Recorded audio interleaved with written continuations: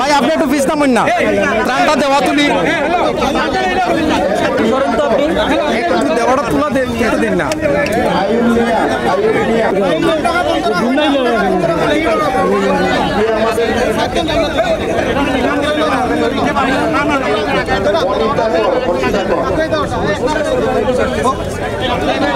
আপনার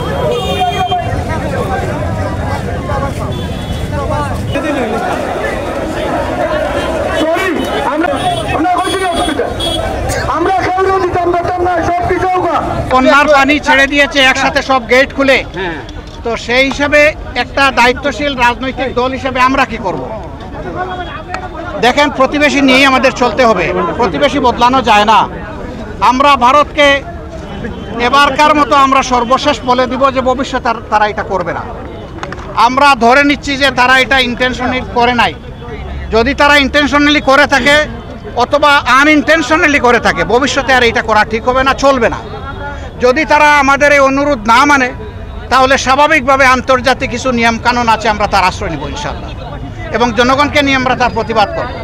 আসলে দেখেন, 1, 2, 3 সপ্তাহ, 1, 2, 3 মাস এইভাবে গোনার বিষয় না। এটা অনেকগুলা জঞ্জাল সৃষ্টি হয়েছে গত 15.5 বৎসরে, আপনারাই তার সাক্ষী আর আমি সাক্ষী।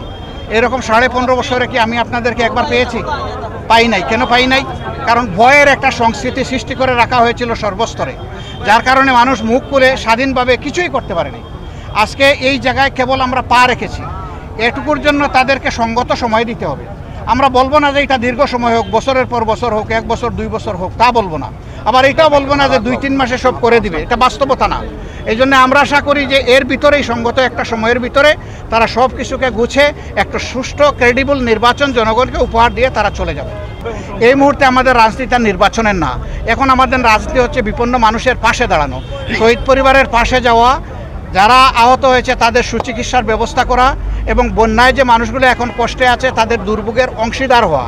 তার পাশাপাশি আইন শৃঙ্খলা পরিস্থিতি রেস্টোর করা, সকল ধর্মের মানুষকে নিয়ে, কোনো সংখ্যাগুরু সংখ্যালঘু আমরা মানি না। আপনারা কয়েকদিন ধরে দেখছেন আমাদের পরিষ্কার বার্তা, এই দেশে আল্লাহ যাকেই পয়দা করবেন সে যে কোনো ধর্মের মানুষ হোক, সকলের অধিকার সমান। এখানে কোনো সংখ্যাগুরু নাই, এখানে কোনো সংখ্যালঘু নাই। গণহত্যাকারীদের বিরুদ্ধে আমরা বিচার চাইব কিনা, আমাদের আন্তর্জাতিক আদালতে যাওয়া লাগবে না। উনারা যে আন্তর্জাতিক আদালত দেশে সৃষ্টি করেছেন, এখানেই উনাদের বিচার হবে ইনশাআল্লাহ। আমরা শুধু ইসলামিক দলগুলোর সাথে বৈঠক করছি, বিষয়টা এমন না। সকল দলের মতের লোকদের সাথেই আমরা এখন মত বিনিময় করছি যে সবাই মিলে দেশটাকে কিভাবে আমরা সম্মিলিতভাবে সামনের দিকে আগাতে পারি। হিংসা নয়, প্রতিহিংসা নয়, হাতে হাত ধরে সকল ধর্মের মানুষকে আস্থার একটা জায়গায় কিভাবে আনা যায়, সেইটা নিয়ে আমরা সকলের সাথে মত বিনিময় করছি। আওয়ামী লীগ যেহেতু গণহত্যা করেছে এবং সিদ্ধান্ত নিয়ে করেছে, তাদের বিভিন্ন বাহিনীকে সিদ্ধান্ত দিয়ে নামিয়েছে, অনেক দেশে তার উদাহরণ আছে। সেই উদাহরণ যদি আওয়ামী লীগের কপালে জুটে, আমাদের কিছু করার নেই। জামাতে ইসলামী দেখেন জনগণের সংগঠন, এইখানে যে কেউ আসতে পারে, কিন্তু কোনো দুষ্ট লোক আসতে পারবে না, কোনো দুষ্ট দান্দাবাজ মতলববাজ এখানে আসতে পারবেন না, কোনো জায়গা নাই, ওই লোকের আমাদের কোনো প্রয়োজন নাই।